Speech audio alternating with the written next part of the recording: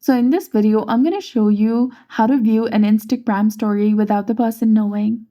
So first, open your Instagram application and log into your specific account. Instead of opening that story directly, open the story to the left or right of it.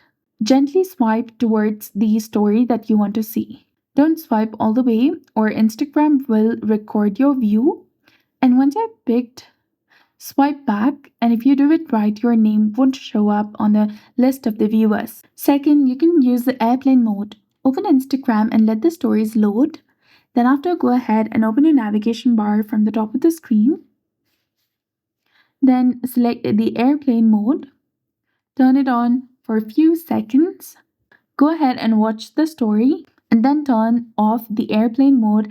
When you're in the airplane mode, the view won't be recorded, and when you're finished, completely close the Instagram application before turning your internet connection back on.